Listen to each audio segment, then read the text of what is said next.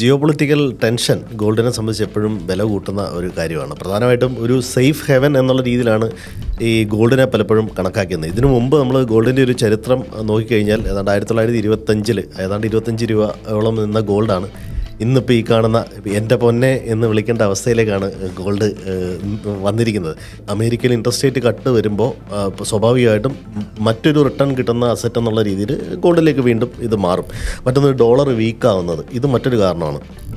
അതുകൂടാതെ central bank gold by ചെയ്യുന്നത് കഴിഞ്ഞ മാസം തന്നെ ഏതാണ്ട് 15 ടണ്ണോളം ഗോൾഡാണ് മേടിച്ചിരിക്കുന്നത്. ഏറ്റവും രസം എന്താണെന്ന് വെച്ച് കഴിഞ്ഞാൽ ഇനി ഏതാണ്ട് ഒരു 50,000 ടണ്ണോളം സ്വർണ്ണമേ ഭൂമിയിലുള്ളൂ. ഇനിയിപ്പോൾ ആഫ്രിക്കയിലൊക്കെ മൈൻ എടുക്കുന്നതിന് അതിൻ്റെ ഒരു 1/3 അത് പണമേ ആകുന്നുള്ളൂ ഇത് മൈൻ ചെയ്ത് എടുക്കുന്നതിന്. പക്ഷേ പ്രോഫിറ്റ് ഭയങ്കരമായിട്ട് ഇൻക്രീസ് ചെയ്യുന്നുണ്ട്.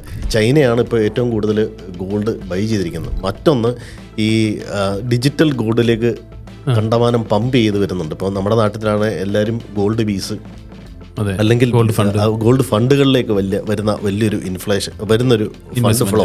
അപ്പം അത്തരത്തിലുള്ളൊരു ഇൻവെസ്റ്റ്മെൻറ്റും ഗോൾഡിൻ്റെ പ്രൈസിനെ വീണ്ടും ഹയർ ലെവലിലേക്ക് എത്തുന്നു. പിന്നെ സ്വാഭാവികമായിട്ടും ഞാൻ മുമ്പ് സൂചിപ്പിച്ച പോലെ സപ്ലൈ ഡിമാൻഡിൻ്റെ പ്രശ്നം. ആൾക്കാർ ഇവിടെ ഒരു ആർത്തി പൂണ്ടിന് മേടിക്കുന്നൊരവസ്ഥയിലേക്ക് എത്തിയിരിക്കുകയാണ്. അപ്പോൾ നമ്മുടെ ഇവിടെ തന്നെ അറിയാം പലരും അസറ്റ് അതായത് സ്റ്റോക്കൊക്കെ വിറ്റിട്ട് ഇനി ഗോൾഡിലേക്ക് മാറും. ഈ പ്രവണത അപകടകരമായ ഒരവസ്ഥയാണ്. കാരണം ഇപ്പോൾ ഒരു ഈ ബസ്സിന് കയറിയില്ലെങ്കിൽ ഇനി ബസ്സേ കിട്ടത്തില്ല എന്നുള്ളൊരവസ്ഥയിലാണ് ഇപ്പോൾ ആൾക്കാർ. സാധാരണ സ്റ്റോക്ക് മാർക്കറ്റിലേക്കാണ് നമ്മൾ ഈ ഫിയർ ഓഫ് മിസ്സിംഗ് ഔട്ട് എന്ന് പറഞ്ഞൊരു ഫിനോമിന ഉണ്ടായിരുന്നു. പക്ഷെ ഇപ്പോൾ അത് ഗോൾഡിലേക്ക് വന്നിരിക്കുകയാണ്. കാരണം ഇന്നത്തെ വിലയല്ല നാളെ.